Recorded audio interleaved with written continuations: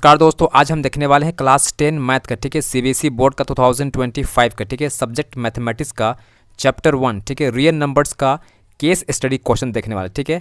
और आपके board exam में सीबीएसई बोर्ड में, ठीक है, एकदम क्वेश्चन रहता ही रहता है, ठीक है, केस स्टडी क्वेश्चन, ठीक है।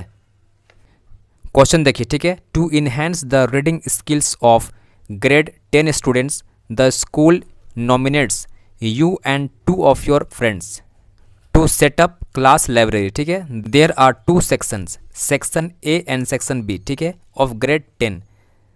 There are 32 students in section A and 36 students in section B, ठीक है। अब इसी केस स्टडी के ऊपर क्वेश्चन पूछा गया, उस पर ध्यान दीजिए, ठीक है।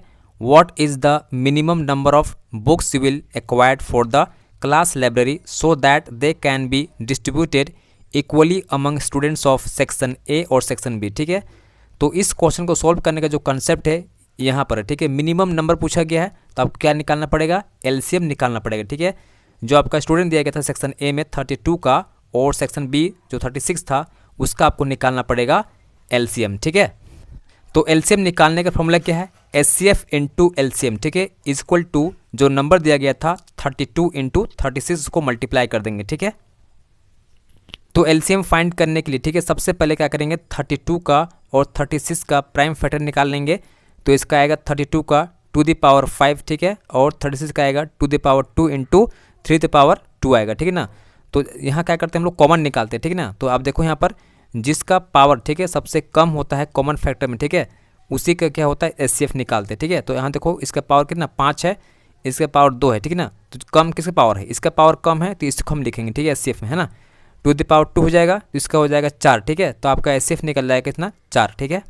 अब इसका एलसीएम निकाल लेंगे तो एचसीएफ निकल चुका कितना 4 निकल चुका है। तो एलसीएम निकाल लेंगे हम लोग, कितना आएगा, एलसीएम इंटू, ठीक है, इसका होगा ऊपर जाएगा 32 इंटू 36 और 4 नीचे आ जाएगा, ठीक है। चूँकि हम निकाल चुके हैं एचसीएफ 4 रहता है।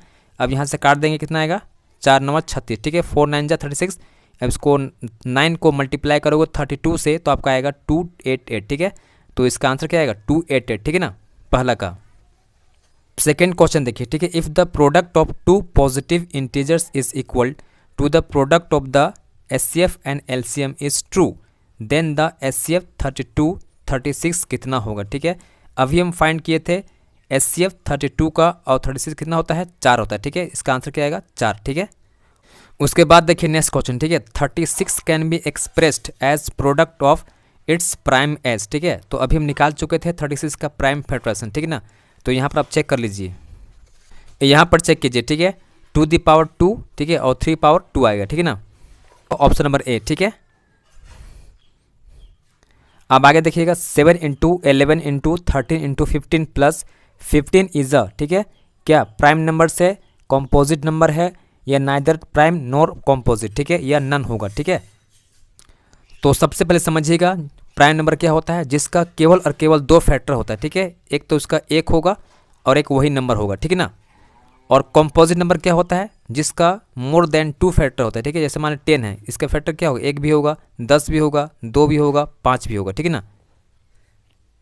तो यहाँ पर देखिए, ठीक है, 7 इंटू 11 इंटू 13 इंटू 15 प्लस 15, ठीक है। तो यहाँ से 15 कॉमन निकाल देंगे, इसका आएगा 7 इंटू 11 इंटू 13 इंटू 1 प्लस 1, ठीक है।